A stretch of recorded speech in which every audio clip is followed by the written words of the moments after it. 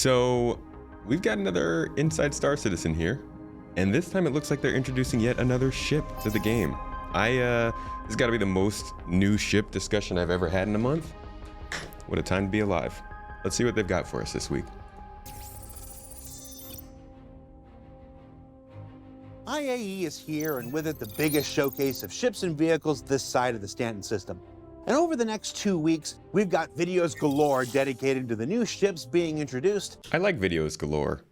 I wonder if that actually means we're getting more than normal. I just want another reunion, but like with a Corsair instead of an MSR. The in-universe companies that create them, the way that we make them out here IRL, and updates and reworks to some fan favorites currently in the pipeline. But to get things started this week, it's time to talk starter ships. Why they matter in the overall scheme of things. Some of you may have seen that I did a little Twitter post earlier this week because Jared did say back during Invictus Week that we might get an interior Polaris update during IAE. So let's keep an eye out for that and keep tweeting at him if it doesn't happen. Who needs one and why? And introduce you to the newest making their debut in tomorrow's showcase. Drake! Drake is killing it with their ships. They've got a lineup. Is a player's first entry into the game that gives them that little taste of what the game can do. It should be relatively simple, straightforward, easy to fly. We're going to stick to 1440. And should provide access to as many different game loops as possible. They matter in the overall scheme of things because everyone has to start somewhere. So one Pisces Classic. With, a little Avenger 1, let's hear it. A little bit of most things. Aurora, okay. Well, to get you ready for the bigger universe. Even if you had every ship in the game, starships still have a purpose in that sometimes you don't want to risk your big value ships or vehicles. Multiplayer or like finding people to play with isn't always like that evident, and you might look at these artistic angles. For an lighting. And a starter ship is perfect because you don't have to have a whole team to man it. They're also fun when you're doing something like a Zero to Hero run to get you started and on your way. Zero to Hero is when people start out with one of the basic ships and try and work their way up using only in-game loops and in-game currency to buy one of the larger ships. Surprisingly difficult in a game like Star Citizen that doesn't have a lot of in-game loops. A certain goal they set themselves. I personally enjoy doing that sometimes because it gives you a new perspective on the game. When you first came into the game, maybe it was 5, 6, 7 years ago, the experience then is different to the experience now, so it gives you that reset and sort of relearn of the game. Couldn't even buy ships before. I think you just made one hell of a good decision. Ooh, a lot of our current lineup of starter ships were developed back before our game loops really became a proper thing, and that means that we're in a really good position at the moment to introduce a modern starter ship that is set up to work with our modern game loops, and that's where the Drake Cutter comes in. There it is. The Drake Cutter is Drake's entry into the starter ship market. It has a really strong Rebel Outlaw Galaxy feel to it. Like, it has the vibes of a space western to me. It provides a well-rounded experience for one person to just go take on all that the verse can offer. It's a ship that is very straightforward in the way that it's designed. It's designed to get a starter player from A to B as safely as possible while they do their starting gameplay loops. It looks so much like a ship would if a company was like, we just need something that flies and has space. No fanciness, no like frills and stuff. We haven't seen the interior, but the exterior is just so basic. It works. You'll notice the materials and the whole look of the ship and how it's built. It's not really aerodynamic. It's very bolted on and like put together out of like different kinds of metals, and like some are more rusty than others. It's using the Vulture VTOLs. It's also using that Drake signature cladding and paneling that's like bolted on top. It's very functional but robust and slightly janky looking. I think my favorite part of it is actually the way that it flies. It's got big engines, but quite small maneuvering thrusters, which means that it's relatively fast in a straight line. But as soon as you start trying to turn, you really begin to feel the weight of the ship because it's quite a heavy ship for a starter. And that gives it a lot of character. And I think as most of the time that you spend in your ship, you'll be flying it, I think it's very important that we get that sort of thing right. Still trying to has get a sense of how big it is. a relatively large interior, the largest of any starter ship. Everything is quite tactile on the inside. There's lots of levers and clunky buttons rather than holographic displays. You don't have the finer cladding on the inside that other manufacturers would do. It's all exposed insulation and pipework just to give it that no frills spared experience. Some people would say it's too much. I think there is a balance. I wouldn't say that going too far with a manufacturer is a bad thing, because at the end of the day, since it's a video game, I think we'll see styles exaggerated and whatnot. I think there is such a thing as too much. I don't think that this new Corsair or this Cutter look like they are. Definitely, it's exaggerating what makes Drake more, and as long as they don't make it actually like terrible and it's just sort of ramshackle and thrown together, I think that fits with the lineup. As the ramp lowers, you're greeted by the cargo hold. This There is we where most go. of the components live in that This is component real base. size. And this is also where cargo is stored. That's actually a pretty large cargo. It's also engineering. You Okay. have a door at the back of the cargo area that leads you through into the hab, which is where the Yo! basic amenities This is huge for a starter. that the Cutter comes with are. You have your little bathroom,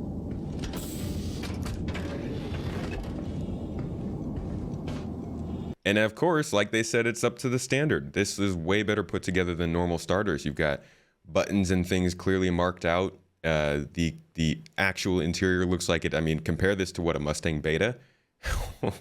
Man, the other starter ships need an update. bed with a little reading light, a little storage locker, and some shelving.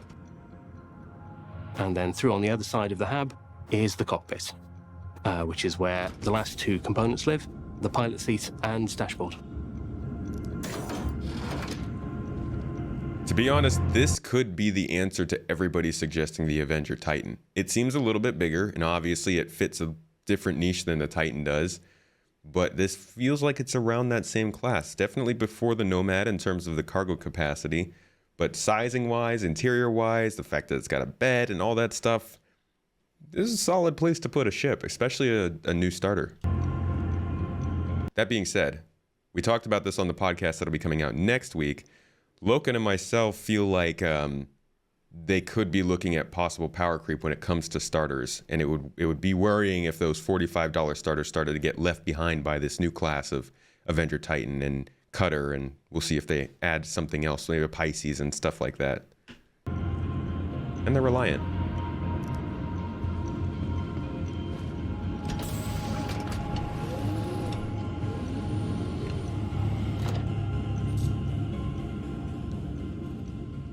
The thing I like about the Cutter the most is just how evolved it is compared to some of the other starter ships. There you it go. has a cockpit with a really tactile experience in it.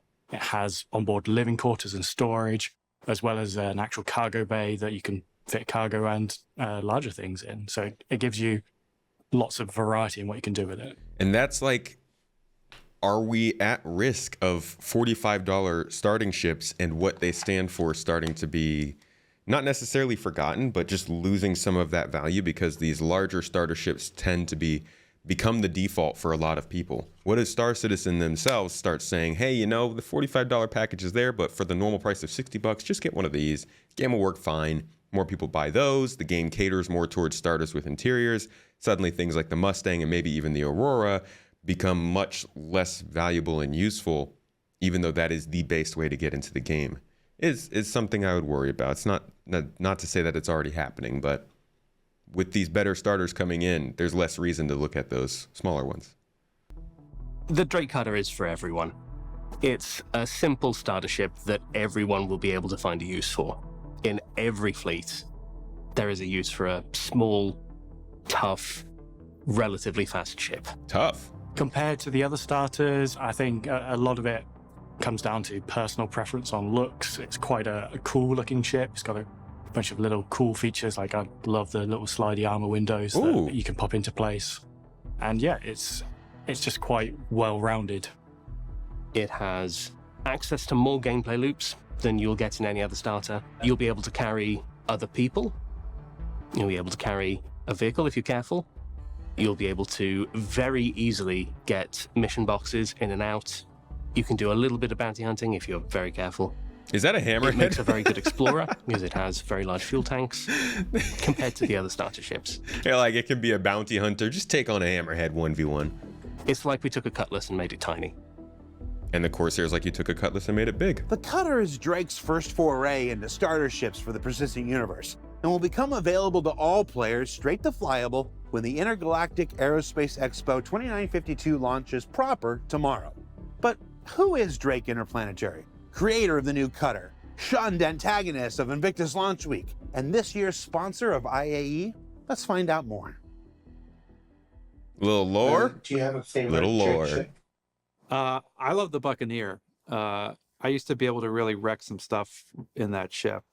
Although the Cutlass is really good because it is, again, it can be good in a dogfight and it can also, transport some stuff. But I have a real soft spot for the Buccaneer. I'm very excited for the Corsair. I don't know if I can talk about that one, but that one looks super cool. It's literally behind you on the screen. No, it's a secret. Yeah, that one. That one looks cool. I like the wings.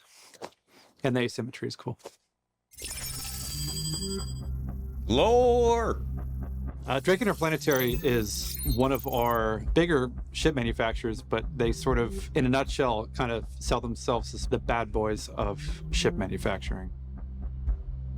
They have a reputation of being a popular ship among criminals, which sort of implies that they're kind of courting that demographic, which is somewhat true, but not entirely true. They're very much a legitimate organization. They're a proper business, but they kind of very much take the stance of we're not responsible for what people do with our product. We're going to make highly modular, easily repairable. They're like, Drake ships don't kill people. People flying Drake ships kill people. Kind of cheap products. And if people happen to use those for crime, well, that's their choice. We have nothing to do with it. Another aspect to it too is the fact that they're so affordable and versatile as far as their ships. That's made them very common. So it's also one of those things. It's like why it's popular for criminals is that it becomes a very low profile type ship. So the idea being that if I want to commit a crime, I don't want to be driving a supercar. I want to be driving a car that a lot of other people are driving, so I can kind of blend in a little bit easier. See, but that's exactly what security thinks you're thinking. Sort of teasing their It's reverse psychology, connections while not overtly being a criminal corporation. And so It's like Andor. They never expect Actually, no spoilers. over the past couple of years, their marketing has shifted to much more of a, take back the power. We're trying to provide weapons and tools for the people because you can't trust the government or the military to save you.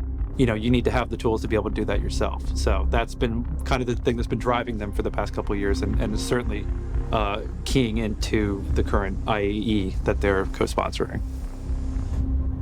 Part of the reason why Drake is one of the sponsors of this year's IAE, aside from the fact that they were releasing a handful of ships, we were trying to figure out what would make most sense for them to be to contribute towards a theme, because that's always kind of a big discussion point when we start. Literally 3 ships from a single manufacturer all dropping at the same time, 2 of which are like 5-year-old ideas. They didn't go into concept until 2018 and 2019, but this is actually a pretty big drop of ships, especially because one of them is a multi-crew ship, which fits a lot of people's categories. It's going to be very useful for a lot of people in terms of just general gameplay. One of them is introducing a style of gameplay that has been talked about for literally 6 years and delayed almost every year since then. So it's a big deal on its own. And then the other one is a starter ship, which is actually really nice. None of these are like big capital wastes of ships that nobody can really make much use of yet. None of them are specialized bombers or something like that. Granted, the Vulture is specialized, but these are significant ships coming in. Drake, good job, Drake. Now let's get some of those other older ships in. Tackling each year's IAE. If you're familiar with our Fleet Week event, Drake always runs a counter program to it. So once Fleet Week is over, there's what's called Defense Con, which is Drake's answer, if you will, to Fleet Week, because Drake and the military have a bit of a contentious relationship. See, in their past, the first ship that Drake manufactured was the Cutlass, and they made it as a contender for a military contract. And so the military shot them down. They ended up just saying, hell with it, and we'll release it to the public. And that's how they basically got their start. So there's a little bit of contentiousness between Drake and the military. And so with IAE, their kind of bold message is the military is useless. Basically, you can't trust them. They're not going to be there for you. You need to be in charge of your own destiny, and you need to protect your family, and we're going to provide you the tools to be able to do that. And so one of the fun things, because that's very much on display with a lot of the Defense Con, like branding and advertisements and stuff like that. But one of the fun things is IAE is a much more kind of chill event. It's more downplayed, more low key. IAE as an organization, we like to sort of, talk about them in kind of brand words. So like they're much more intellectual. They're focused on engineering and innovation and stuff like that. And then you have Drake coming in, basically saying like, screw the government, and IAE having to be like, whoa, pump the brakes there, guys. So it becomes a fun balance between finding those moments where Drake kind of pushes through their edginess and overrides the IAE, and also where IAE is able to kind of rise up to kind of tamp down their more provocative messaging. I love this this integration, this coordination of lore with the actual game, how it works with the events and the companies and all that. I do hope that they continue this going forward. It's fun for us to be able to see it. Be able to see that with our own eyes in game and see the effects of it. I'm betting we'll see missions that come of it. We'll see dialogue lines that come of it. We'll see these kind of in-game events that come of it. And I enjoy that. I don't know how many other games do that, but being able to get that in the game is a good way to expand sort of the feeling of playing the game, kind of the atmosphere and background of it. For those living in the past, it's a new generation, and Drake don't give a damn about their bad reputation. Jared. Yeah. Drake is often the manufacturer of choice for those who value pragmatism and clarity of purpose over luxury and over-engineered styling, and look to celebrate this ethos as sponsor of this year's Intergalactic Aerospace Expo. But at the other end of the manufacturer spectrum is Origin, famous for their extravagance and leisure, but slightly... Holy crap, are we getting 600i rework actual work besides concept? Infamous in their mishandling of the original 600i rollout. They're mishandling. Calling them out. Take a look at how the team aims to address the issues in the current internal concept rework. Put it down in the comments. What other ships have been mishandled on launch and are going to need a rework like this? I want to know. The 600i wasn't great. MSR? Ships that we talked about in the past that has had Starfarer development. The original 600i, its core issue was it wasn't pretty. What we prioritized for space. The rear was a massive habitation area where there was pool tables and bars. And then you had the very front of the ship, which had the bridge and the captain's quarters. And then it forced the entirety of the core gameplay loops of the ship to live in the middle of it. So you had this small module where everything needed to happen. If you're designing spaceships, you kind of need to make sure that everything's there for a reason. And when we get to the point where we've got kind of big unused areas of the ship that don't really support functionality, it just feels like a wasted opportunity. The 600i was done relatively early for Origin as a brand. We'd had the 300, and it was the first really big Origin ship that we decided to do. Since then, we've obviously tackled much larger Origin ships with the 890, and throughout the course of the 890, the Origin style completely evolved from what it was, which you had some very technical and wooden surfaces, to instead have this lovely transition that goes between them, which can be seen across the 890, the clear but smooth divide between the different sections of. I've seen people talk about Origin style and how they don't like the direction it's gone because Origin should be minimalistic and very luxury in the sense of kind of like high fashion brands are luxury, as opposed to how they're trying to do it, which is more luxury car, kind of introducing natural materials and creating a lot of contrast between color changes and stuff. I don't really care which way they try to do fancy. I think as long as they just make a effort to put not necessarily form over function, but when you're walking around your ship and you're not actually flying it, I think you should feel some form over function. I like that they're doing a little bit of a post-mortem. It's like a very delayed post-mortem on the 600i. It's a little, I don't know. I go back and forth. I'm like, yeah, you're spending half an episode talking about how you guys didn't design a ship very well, but also then telling us about what you've learned and how we're going to improve that, which is nice. It also reminds me that like the actual design language for ships really didn't start coming together until the last few years. Like we had the ideas for each ship, and you could see a ship and be like, oh, that belongs to that company. But they didn't really get it solidified until recently with things like CNOU and Drake, and as they're talking about now, Origin. The ship. In terms of reworking the 600i, we had a sort of very clear brief. We want to bring it up to modern day standards. So there's a lot of features that didn't exist in the game there or weren't accounted for at the time, to integrate those into the ship now, and then to also make better use of the space, because anyone that's been on board a 600i knows there's a lot of walking and going up and down to get to where you want to, and it doesn't really need to be like that. Currently, the 600i is concept complete. There's a couple of rooms which haven't had full concept work done on them. Show us the concepts. But for the most part, every room has had a complete and utter rework. The big change for the module section is its placement. So rather than being the sort of central core of the ship that you had to go through to get to the back half of the ship, 890 jump looking. is now in the rear section of the ship, which allowed us to move the common shared areas to the central section. We did that change because it just makes the flow of the interior better. When you have a 600i, regardless of which module you have, you know the front half of the ship is a consistent experience, and then the gameplay alterations with that module is constrained to a very specific area at the back. So the best way to think of the 600i layout is between three parts. You have the very front of the ship, which is the bridge and the captain's quarters. For the most part, they've remained mostly the same.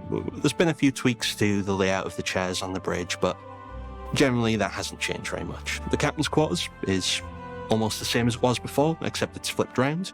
The bathroom moved from one side to the other. The reason for that is directly behind that, the lobby area. On the top deck, we now have a small docking collar with space for a few suits. And the opposite side of that is now a lift to take you between two floors into the rear, the exterior of the ship. Directly behind that, which used to be the modular section, we now have on the top deck the crew habitation area. So it starts off with a large open shared Oh yeah, look at that. There's so much 890 influence there just with the staircase alone. Much better use of space. Space where there's places to eat, make Oh, this looks so much more inviting. Holy crap, than what they had before. food. And then to the side of that, there's 4 private crew bedrooms. The floor beneath that now is where engineering and all the components that allow the ship to function have been moved to. Think very similar to what we've done on the 400i, where you have the separate engineering section beneath. So then that means that passengers who are on for the touring variant of this ship won't actually have to see engineering, which was a weird part of the setup before. Directly behind that, we then have... Actually, no. Maybe I'm thinking of the... Maybe I'm getting confused now. the ship modular section. We'll start with the expedition version. So on the top deck, at the very, very top, we have the armory. There's a huge armory with plenty of extra suit lockers for you and your friends to take extra equipment depending on what you might encounter. Behind that, we then have the hologlobe that allow you to do the exploration. On the middle deck, we then have the medical bay, which will have a medical suite similar to that as the Carrack. It'll have a tier 2 med bed. Beside that, we then have the secondary cargo hold. So this cargo hold, it's more readily accessible for the crew. So it's more for your day-to-day supply. So if you want to have a box full of your food or your snacks, that's where you put it instead of down in your main cargo hold, because you don't want to go rooting through your garage just to find that random pen that you've left. Good On detail. the bottom deck of the expedition version, we then have the main cargo hold and garage. So obviously, as you've seen from the pictures from the recent Inside Star Citizen, it is much, much larger than it was before, with a much, much larger lift to fit much. That is freaking crazy. This just goes to show how much better they've gotten at making ships since back then. Holy crap. Like, they've expanded this space so much. Larger vehicles in it. In there, there's also 2 small lifts, one to allow you to bring cargo up to the main cargo area, and then there's the smaller one that goes through the 3 decks. Yo, and they've also changed it to 3 decks. Gosh. Moving on to the Turing variant, we get a completely different experience. The Turing's primarily split between 2 main decks, though one of the decks is across 2 floors. Okay. So the upper deck brings you out into the large lobby area. From the lobby area, you can choose to go up the side staircases to the main meeting area / eating room, as well as a bar. And if you go left and right from there, you can get to the private guest suites. Private guest suites are very large and luxurious. They also come with their own skate pods. They look way better. Jeez. The lower deck This is like a new ship, practically. is a spa. So the spa has a pool, a sauna, bar, as well as a kitchen for the crew to actually be able to make food for the guests. Feels like an So actual whilst yacht. we're kind of doing a complete or almost a complete rework of the interior, on the exterior of the ship, we're trying to keep it as true to Oh, how it please is hide now the as we guns. possibly can. Please hide the There will be some guns. Slight changes. We'll need to move the hangar bay doors a little bit. There'll be some additional kind of cutouts for escape pods, and we need to fit the airlock in properly. So there will be some minor changes, but overall, we're trying to keep it as close to what you see now as a 600 as we can. So next step is essentially just finding a slot in the production schedule for it. It's about finding the space where we can start doing the production art and designers can get on board with actually making it come alive again. We're all super excited with the work that we've actually It's going to done be a on it. while. It's just trying to actually get the schedule to align so that we can begin the work on it. It's not going to start today or tomorrow, but it is something we're looking to try and include. Probably not going to start until well into next year, let's be Should be honest. excited for this rework just because of the significant improvements that the ship gets from this. Not only is a much better interior layout for it, even without the modules, the rest of the ship has just got a good improvement. Components are also updated, and it has extra features such as the med bay, which will just improve the gameplay role of the ship. So yeah, that's an update on the 600i. It's been a bit of a curvy road to get to where we are now, and there's still some work ahead of us before we can really deliver it to the players in the format that we want. But I hope everyone's as excited as we are about kind of finally delivering the original vision of what we want the 600 to be. And I hope everyone has a great IAE. So what did we learn this week? Ships. Well, we learned that Drake is making their way into the starter ship game with the addition of the cutter. That it's available to everyone starting tomorrow at this year's IAE event. That Drake itself knows what some folks think about them, but is going to keep on keeping on because they're actually sort of the best. And that it will take a while yet before the 600i rework comes to fruition, but the path forward will be one that's well worth the wait and finally allows this fan favorite to realize its fullest potential in the persistent universe. Now don't forget that in addition to the Intergalactic Aerospace Expo, there's the annual free fly that goes along with it, and your chance to try out nearly every ship and vehicle that Star Citizen has to offer. Be sure you check out the robertspaceindustries.com website for the full details, and then come back tomorrow for a fun twist on our annual IAE ship roundtable for Star Citizen Live. Ooh. We actually have a roundtable now, or at least a 6-sided triangle, or a triangle-shaped hexagon. You can be the judge. For Inside Star Citizen, I'm Jared Huckabee. We'll see you all here next week. That'll be good for my plane flight, which, by the way, I'll be gone for the next couple of weeks, folks. I'm doing some traveling back to the US and spending some time there with family. And then hopefully I'll be able to set up computer at some point in the near future so we can get back to our normal schedule. But that means no streams, probably no reactions, and I'll be pretty quiet up until December, beginning of December. But this was a cool episode. Just got to see a new ship come in. Got to hear about a upcoming ship rework. It's nice to see old ships get updated to new standards. It'd be nice to see old ships also come into the game. I think we really should be hearing about the Hull C at least some point this week. That's one of the older concepts that we're expecting to come into game. And I'd like to also hear a couple updates about other older ships that haven't gotten in. Maybe the Polaris we'll hear an update on.